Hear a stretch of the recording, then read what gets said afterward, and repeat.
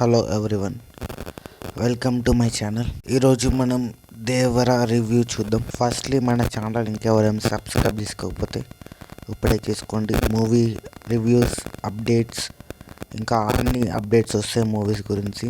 So వెంటనే subscribe చేసుకోండి. Okay, ఇంకా స్టార్ట్ చేద్దాం. ఫస్ట్లీ దేవరా ట్రైలర్లో మూవీ గురించి మొత్తం మనకు ఒక ఐడియా వస్తుంది. ట్రైలర్ చూస్తే మనం స్టార్టింగ్ ప్రకాష్ రాజ్ డైలాగ్తో స్టార్ట్ అవుతుంది.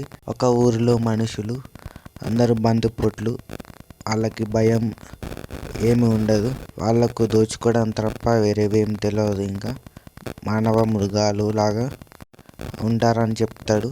తర్వాత ఎన్టీఆర్ వచ్చి వాళ్ళని ఎలా మారుస్తాడు అనేది కథలా కనిపిస్తుంది మనకు ట్రైలర్ చూస్తే.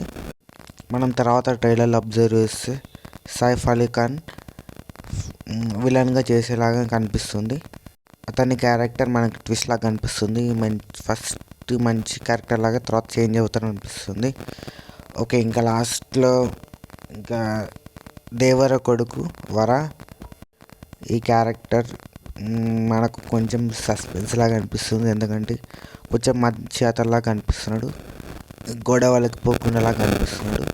కానీ మీరు ఒక్కటి అబ్జర్వ్ చేయాలి, మనకు 2 years బ్యాక్ ఒకటి వచ్చింది గుర్తుందా? ఒక డైలాగ్ చెప్పాడు, అది చెప్పింది వరానే. సో కత్తి పట్టుకొని డైలాగ్ చెప్పింది వరానే. దాని అర్థం ఏంటంటే అతను ఫైట్స్ చేస్తాడు, భయం అనేది అతనికి లేదు.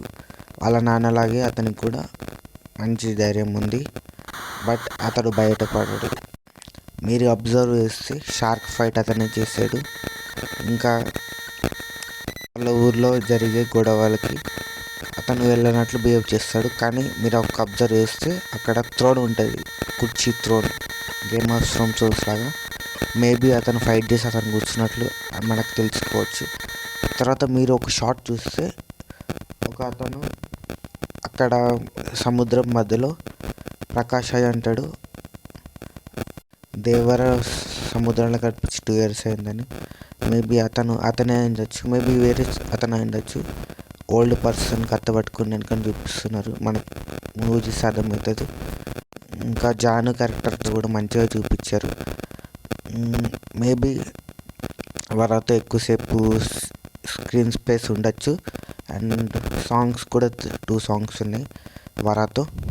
And final important cliffhanger, climax చాలా ఇంపార్టెంట్. ఎందుకంటే సినిమాకి పార్ట్ 2 ఉంది కాబట్టి మనకు మంచి క్లైమాక్స్ వస్తేనే పార్ట్ 2కి హైప్ పెరుగుతుంది.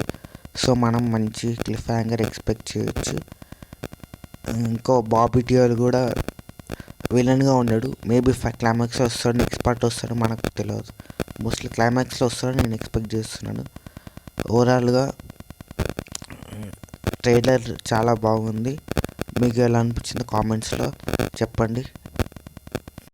నేనైతే cinema super hit block buster అవుతుందా అని ఎక్స్పెక్ట్ చేస్తున్నాను. ఇంకా మీ ఒపీనియన్ ఏంటో కామెంట్స్లో తప్పకుండా చెప్పండి. అండ్ వీడియో లైక్, షేర్ తప్పకుండా చేయండి. Okay, bye.